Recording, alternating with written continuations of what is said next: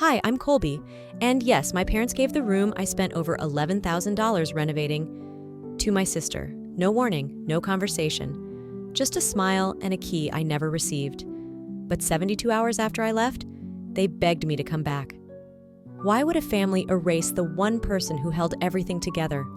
Before we dive in, have you ever been replaced in your own home? What time are you listening to this? And where are you watching from? Drop it in the comments. I really want to know. I stood at the doorway, brush in one hand, the scent of paint still clinging to my sleeve. The room was done. At least it felt done to me. The new floor, laid down with aching knees and long nights. The soft gray walls I picked to calm the light. Every shelf, every outlet I rewired myself. There was pride there, and a strange stillness that I didn't want to disturb. I was still tracing the edge of the window frame with my eyes when I heard the heavy shuffle of boots behind me. "We've decided Tori will move in here," my father said. There was no pause, no hesitation, just the sound of his voice meeting the walls I had sanded smooth with my own hands. I turned around slowly. My mother stood just behind him, arms folded loosely, her eyes already averting mine like she'd rehearsed this moment. Her nod wasn't subtle, but it wasn't loud either. Just enough. I blinked. "What?" He cleared his throat.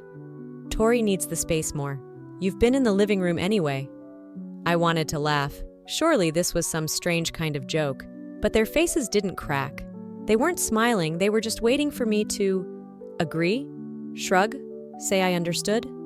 I didn't say anything. I walked past them, slowly. My legs moved, but I couldn't feel my feet. I entered the kitchen, turned the kettle on, then off again before it clicked. I stood at the counter, staring at the grain of the wood, as if it would rearrange itself into a reason. They didn't follow me. They never did. I thought of Tori's 17th birthday, how her name was piped in buttercream across a two-tiered cake. I remember my own birthday the year before, a single cupcake on the kitchen counter. No candle, just a sticky note. Happy B-Day. Later that night, I needed something from the room. My level tool, I think. I walked down the hallway barefoot, light off, still half in my own thoughts. When I turned the knob, it didn't move. I tried again, slower this time. Locked. A new brass lock, polished and tight. My fingerprints left behind on the metal. The next morning, I asked. My mother barely looked up from her crossword. "Your father thought it was time. It's just practical." I didn't ask for the key. In the garage, I opened the box where I kept everything labeled and sealed. Tools, receipts, backup screws. The level tool sat beside a crumpled Home Depot slip. I smoothed it open. $2,437. Flooring, my flooring. I didn't cry. I sat in the back seat of my car with a cold coffee and stared at the numbers until they blurred. Maybe I'm overreacting, I thought. Maybe I'm just tired. But even as the thought crossed my mind, I erased it. That night, I lay down on the couch in the living room. I heard footsteps overhead. A laugh. Tori's. I looked at the ceiling above me and whispered into the dark. This isn't my house. It's just where I happened to return. My phone buzzed beside me. Calendar alert. Final payment due. Paint supplies. I woke up stiff. The couch in the living room had never been meant for real sleep. Too short, too sunken in the middle. But I'd stopped noticing those things. What I noticed instead was the ache in my chest. The kind that sat there, waiting, like a bruise you forgot about until someone tapped it. Upstairs, I heard the sound of a drawer opening, my mother humming something tuneless. There was a soft clinking, like glass tapping wood. Maybe she was arranging something. Maybe she was already setting the stage. I walked past the hallway without thinking, but the door to what used to be mine was ajar. The light spilled out softly. I paused. Inside, everything looked as I had left it, only neater. The bed I had assembled myself now held a folded set of ivory sheets, pressed and perfectly aligned. On top of them sat a sticky note, the handwriting unmistakable. For Tori, washed and ready. It was written like a gift tag, as if the room, the labor, the hours spent covered in paint and dust were just a present waiting to be unwrapped. My stomach hollowed. I remembered the first comforter I bought for myself. Clearance bin. I was 23. No one had said anything. I had wrapped it around my shoulders like armor. It didn't match anything, but it was mine. I didn't touch the note. I didn't touch the bed. I just closed the door slowly, like if I moved gently enough, the sting wouldn't follow me. In the kitchen, I poured myself coffee. My mother was wiping the counter. "Is Tori visiting today?" I asked. She didn't look up. "No, not yet. Just getting everything ready." "For what?" She smiled, that empty, glassy smile that made my teeth hurt. "You know, so she feels welcome." I didn't answer. I opened the fridge. I didn't want anything. I closed it again. Later that afternoon, while folding laundry, she pulled me aside. Her voice dropped to a whisper, like she was telling me a secret. "If you're upset, please don't make Tori feel bad." I blinked. "I haven't said anything." "Exactly," she said, almost like it was a kindness. "That's what makes it awkward." There it was. I was responsible for the tension they created. Again. I went outside with my tea. It was already lukewarm, but I drank it anyway. The backyard was quiet, the same patch of grass I once camped on with Tori when we were kids. She had cried because she hated the bugs. We ended up back inside within the hour. I slept on the floor so she could have the bed. That was the first time. I started counting after that, every time I'd given up space, voice, comfort. Now, they wanted me to give up even the right to feel anything about it. That night, I passed the room again. The sheets were still there, ivory, crisp, waiting. I stared at the note a long time. Then I pulled it off gently, folded it once, then again, slid it into the back pocket of my journal. The space between silence and suffocation was becoming razor thin. I was sorting receipts at the kitchen table, small slips of paper curled at the edges from too much handling, caulk, wood glue, paint rollers, light fixtures, things that looked minor until you added them all up. My father walked past me on his way to the fridge and glanced down. "That much just for wall patch?" I laughed, just a small sound, like I didn't hear the weight behind the words. He didn't laugh. He walked away, and I stared at the numbers again, but now they looked different. Less like proof of effort, more like evidence in a trial I didn't know I was part of. Later that day, he came back with a few receipts I had left in the box on the counter, held between two fingers, like something slightly sticky. "Do you even track how much you've spent?" I nodded. "About 11,000. His jaw tightened. "That's excessive." He didn't pay for a single screw, not a brush, not a roll of tape. But there he was, calculating the cost of my labor like a stranger balancing a checkbook he never contributed to. In my mind, I went back to the moment I clicked place order on the flooring. The screen showed $2,078 left in my checking account. I could have paused, waited. But I didn't, because I believed I was building something that would belong to me. It wasn't just the room. It was the belief that effort meant something, that if I did everything right, I'd earn not just space, but a little dignity. That evening, as I passed the dining room, I heard him again, on the phone this time. His voice low, trying to sound casual. "I'll text you the receipts. Just tell me if it looks like she's being smart with her purchases." I stopped just outside the door. He was talking to a friend, one of those contractor types who always wore tool belts even when off duty. The sting didn't come right away. It unfolded slowly, like acid on fabric. They didn't just mistrust my choices. They needed someone else to verify that I hadn't lied. I walked back to my room, closed the door gently, not out of respect, just to preserve my own noise. That night, I opened my laptop and pulled up the Excel sheet. Each line item had its place: quantity, cost, brand, function, a quiet ledger of everything I had built. I didn't do it to prove anything. I did it because I was proud, and now it looked like a confession. I hovered over the file, then clicked delete, not out of shame, but because I was done explaining what my worth cost. There were 2 pairs of shoes at the door when I came back, both men's. One had clean white soles, barely worn. The other was more rugged, speckled with dirt. Neither of them belonged to anyone who lived here. I paused with the grocery bag in hand. Above me, I heard voices. A low chuckle. The shift of footsteps on the new laminate floor I had laid down on my hands and knees. "Wow, this space is perfect," said a man's voice. My stomach tightened before my feet moved. I climbed the stairs, slowly. At the end of the hall, the door to the room was open. Tori stood in the center of it, gesturing like a real estate agent. "We can put the TV here," she said, pointing to the corner where I'd patched the wall. "And maybe a mirror by the closet?" Next to her stood a man I didn't know. Tall, clean-cut, too comfortable for someone who hadn't been invited. I cleared my throat. They turned. Tori didn't look surprised. "Jaden wanted to see it in person," she said. Her tone was bright, casual, no hint of embarrassment. I nodded. "Of course." And then I walked away.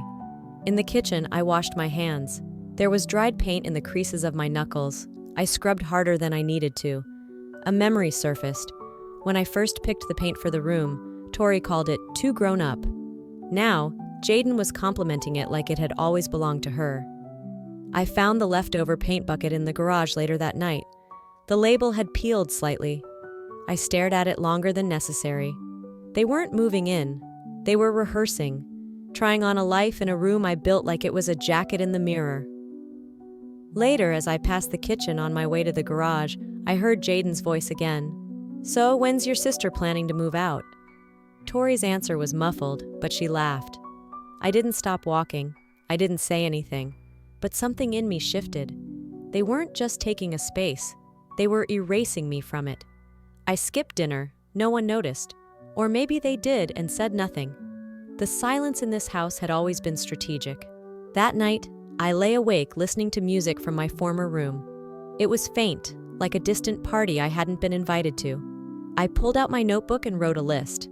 Not for them, just for me.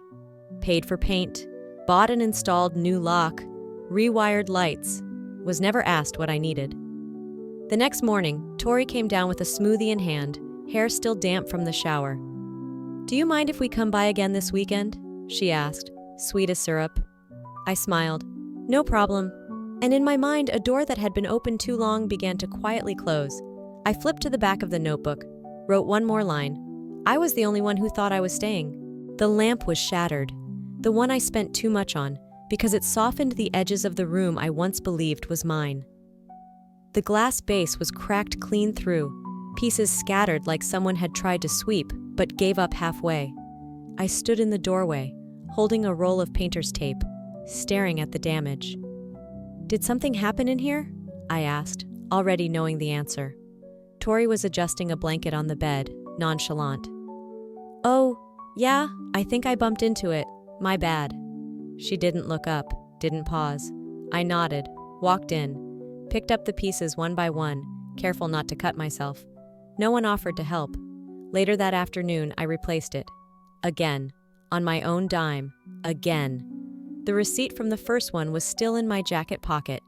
$84.99. Another quiet expense no one would remember but me. I thought about the plumber I'd called when the kitchen sink burst years ago. I paid for that too. Nobody reimbursed me. Dad made a joke about it at dinner. "Well, you've always been the fixer." Fixer. I went to the garage and opened my notebook, the one no one knew about, the one that held everything I'd done, not for proof, just to keep myself sane. Paint roller, $13.47, light switch cover, $6.80 lamp, broken. No one said sorry. I closed it gently. "They know what I give," I whispered. "They just don't think they owe me anything back." That night, my cousin Janelle texted me. "Nice room. Your mom just posted the remodel. Looks amazing." My chest dropped before I even clicked. It was on Facebook. A carousel of pictures, the room lit perfectly, the bedding fluffed, the new lamp I just bought sitting in the corner.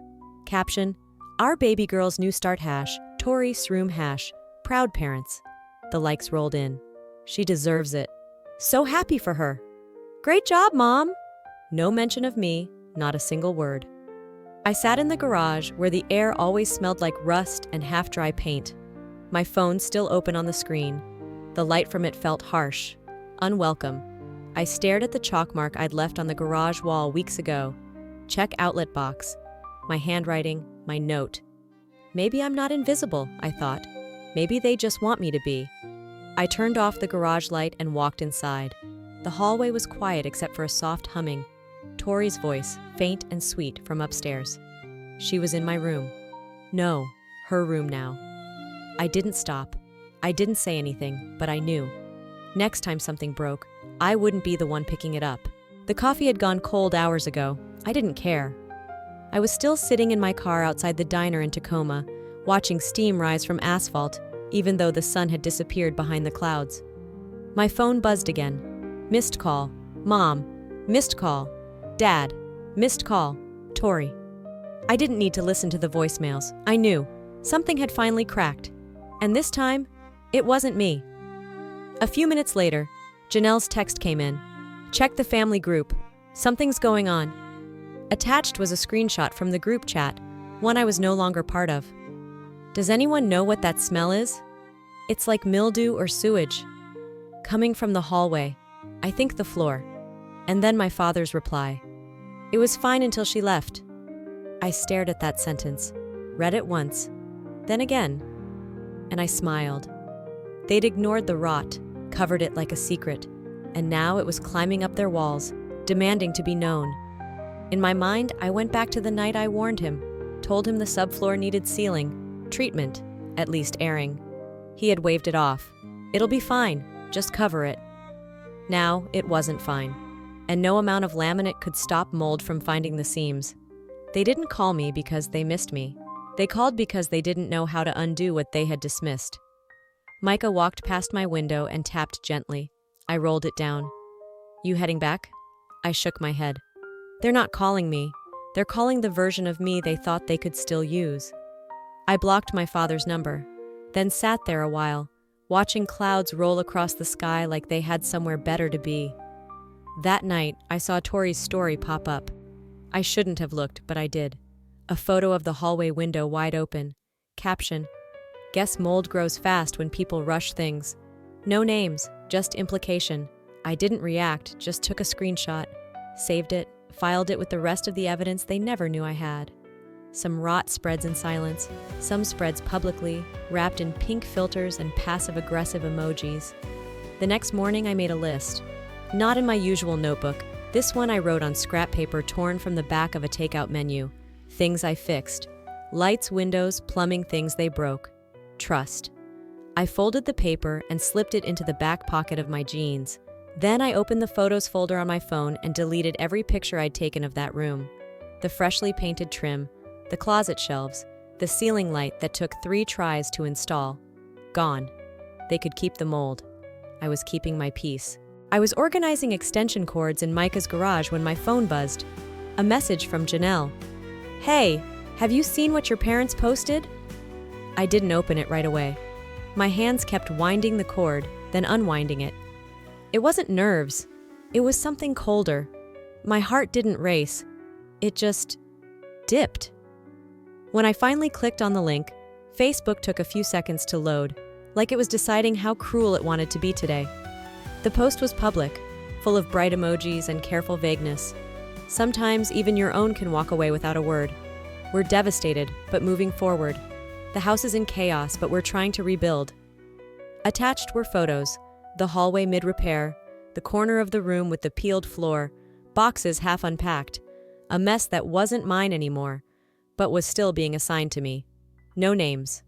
Of course not. Just enough implication to cast a long shadow. The comments poured in. Stay strong. So sorry to hear this. Family can be so hard sometimes. My name didn't have to appear. Everyone knew. I read every word, then read them again. Not because I didn't understand, but because it stunned me how far they'd go to make themselves the ones left behind. Messages started rolling into my inbox like a slow leak. Distant relatives, church ladies I hadn't spoken to in years. Hope everything's okay, sweetie. Your parents seem heartbroken. Reach out. I know families fight, but forgiveness is everything. One sent a video link to a sermon titled, Grace Begins at Home. No one asked what happened. No one asked if it was true. I typed out replies, deleted them all. Later that afternoon, I tapped the group chat out of habit. It was gone. Or rather, I was. The new group name read, Tori's Journey. The profile picture had changed, Tori smiling in front of the room I once painted, a plant staged carefully beside her. her hand on the windowsill I'd installed. Caption: "Fresh starts for our sweet girl." I didn't blink. I just locked my phone and slid it into my pocket. Outside, the air had turned sharp. I stood on the edge of Micah's driveway, arms folded. I watched the wind rattle a loose branch above the fence. I remembered the couch in that photo, the one in the background of Tori's room. We had picked it together 5 years ago, me and my dad. I'd driven the truck, handled the straps. He just showed up for the picture. They never posted me. That night, I opened my laptop, created a folder called Truth If Needed. I uploaded everything. Receipts, timestamps, photos of every socket replaced, every shelf mounted, screenshots of texts, audio of conversations. I closed the folder, then sat back in the chair, hands folded in my lap, quiet. If they wanted war, I'd win without saying a word. When I woke up, the light coming through the garage window was soft and gray. My phone buzzed as I sat up on the old mattress Micah had pulled out for me. 11 missed calls, 1 voicemail, all from Tori. I didn't play it right away. I made tea first, stood quietly while the water boiled and poured it into my favorite chipped mug. The one that had survived 2 apartments and 1 failed engagement. I sat down in the same folding chair I'd collapsed into the night I left their house. Then I pressed play. Tori's voice crackled through the speaker, shaky but practiced. "I know you're hurt. I didn't mean for it to go this far." A pause, the kind that's not for breath but for drama. "But you never make things easy. You're always so distant. Please don't make this about you again." The message ended. I didn't feel rage or heartbreak, just silence. Empty space where forgiveness used to live. I set the phone down and stared at the wall for a long time. My mind drifted, uninvited, to a memory from high school. Tori had spilled juice all over my sketchbook. She'd cried, sobbed really. She'd said sorry 5 times in 2 minutes. I hugged her before she even finished. That was the last time I remembered her truly apologizing. Everything after that came wrapped in sugar and excuses. I picked up the phone and called her back. She answered on the first ring. "Do you want me to say I'm sorry?" My voice was calm, like a still lake you shouldn't throw stones into. "No," I said. "I want you to understand that I won't be cleaning this up anymore." I could hear her breathing, waiting. "I'm tired of loving for everyone," I added. "I won't do it again." Then I hung up. No theatrics, no slam, just quiet. I went to the corner of the garage where I kept the box, pulled out the notebook, the one with the lists, every screw, every patch, every piece of proof. I flipped through it slowly, 1 page at a time. Then I tore each page out, burned them in a small tin dish Micah had given me for incense.